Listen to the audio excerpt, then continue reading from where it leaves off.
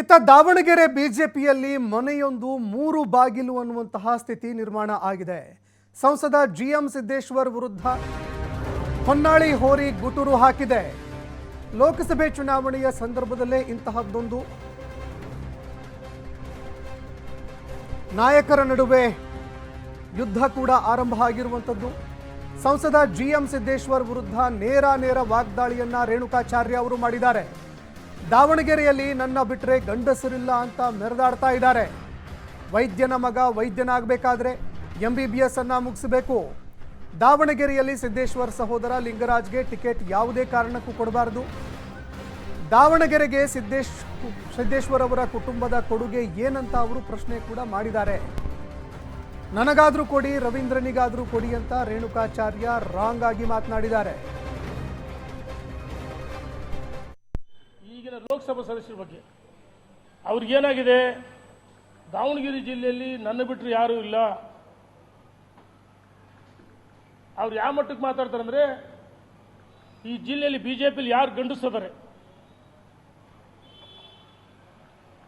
ಶಾಮನೂರ್ ವಿರುದ್ಧ ಹೋರಾಟ ಮಾಡ್ಬೇಕಂದ್ರೆ ನಾನೇ, ನನಗೆ ಕೊಡ್ರಿ, ಇಲ್ಲ ನನ್ನ ಹೆಂಡತಿ ಕೊಡ್ರಿ, ನನ್ನ ತಮ್ಮ ಕೊಡ್ರಿ, ನನ್ನ ಮಗಳಿಗೆ ಕೊಡ್ರಿ, ನನ್ನ ಮಗನಿಗೆ ಕೊಡ್ರಿ. ಭಾರತೀಯ ಜನತಾ ಪಾರ್ಟಿಲಿ ಕುಟುಂಬ ರಾಜಕಾರಣಕ್ಕೆ ಅವಕಾಶ ಇಲ್ಲ. ನರೇಂದ್ರ ಮೋದಿಯವರು ಒಪ್ಪಲ್ಲ, ಕಾರ್ಯಕರ್ತರು ಒಪ್ಪಲ್ಲ. ಇವತ್ತು ನಮಗೆ ವಿಶ್ವಾಸ ಇದೆ ಅವರ ಕುಟುಂಬಕ್ಕೆ ಟಿಕೆಟ್ ಸಿಗಲ್ಲ ಅಂತ ಹೇಳಿ.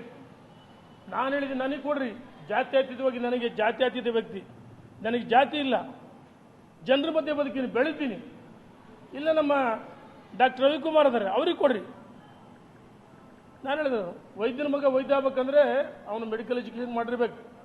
ಇವರ ತಮ್ಮನ ಸಹೋದರನ ಇವರ ಕುಟುಂಬ ಸದಸ್ಯ ಕೊಡುಗೆಯನ್ನು ಬಿಜೆಪಿಗೆ ಬಾವುಟ ಇಡ್ತಾರ, ಹೋರಾಟ ಮಾಡಿದಾರ.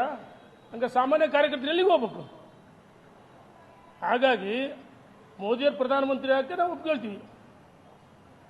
ಅವರ ಕುಟುಂಬದ ಸದಸ್ಯರಿಗೆ ಕೊಡುವುದಕ್ಕೆ ನಮ್ಮೆಲ್ಲರ ವಿರೋಧ ಇದೆ.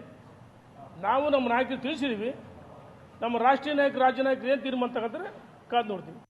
ಆಯಿತು, 7 ಶಾಸಕರು ಗೆಲ್ಲಿಸಿ ಅಂತವರು ಈ ವಿಧಾನಸಭೆ ಚುನಾವಣೆಯಲ್ಲಿ 2023ರಲ್ಲಿ ಸೋತ್ರಲ್ಲ.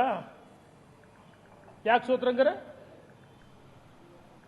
ಎಲ್ಲೋಗಿತ್ತು ಸಾಮರ್ಥ್ಯ ನಿಮ್ಮದು? ಹಂಗೆ ಸೋಲಿಗೆ ನೀವೇ ಕಾರಣನಾ? ಇವ್ರು ಹೇಳ್ತಾರೆ ನನ್ನ ಮಗನಿಗೆ ಟಿಕೆಟ್ ಕೊಡಲಿದ್ರೆ ದಾವಣಗೆರೆ ಜಿಲ್ಲೆಯಲ್ಲಿ ಎಲ್ಲ ಸೋತ್ರಿ. ಅರೆ, ವೈದ್ಯರ ಮಗ ವೈದ್ಯ ಆಗ್ಬೇಕಂದ್ರೆ ಏನು ಮಾಡಬೇಕು? ವೈದ್ಯಕೀಯ ಶಿಕ್ಷಣ ಪದವಿ ಪಡೆದಿರ್ಬೇಕು ತಾನೆ, ಮೆಡಿಕಲ್ ಮಾಡಿರ್ಬೇಕು. ವೈದ್ಯನ ಮಗ ವೈದ್ಯ ಯಾಕೆ ಸಾಧ್ಯನಾ? Medical education ಪಡೆದಿರ್ಬೇಕು. ಸ್ಟೆಥೋಸ್ಕೋಪ್ ಅಥವಾ ಹಿಡ್ಕೋಬೇಕಂದ್ರೆ ಅವನು ಓದಿರಬೇಕು, ವೃತ್ತಿಲಿ ಅದನ್ನು ಅನುಕರಣೆ ಮಾಡಿರಬೇಕು. ಒಬ್ಬ ರಾಜಕೀಯ, ನಾವು ಅವ್ರ ತಮ್ಮ, ಅವ್ರ ಹೆಂಡತಿ, ಅವ್ರ ಕುಟುಂಬ ಸದಸ್ಯರು ರಾಜಕಾರಣಕ್ಕೆ ಏನು ಸೇವೆ ಮಾಡಿದ್ರೆ ಪಕ್ಷಕ್ಕೆ ಏನು ಕೊಡುಗೆ? ಅವರು ಪಕ್ಷಕ್ಕೆ ಏನು ಕೊಡುಗೆ ನಿಮ್ಮದು? ಹಾಗೆ ನಿಮ್ಮ ಕುಟುಂಬಕ್ಕೆ ಕೊಡೋದಾದರೆ ನನ್ನನ್ನು ನಮ್ಮ ನಾಯಕರು ಕರೆದು ಕೇಳಿ ಉತ್ತರ ಕೊಡ್ತೀನಿ.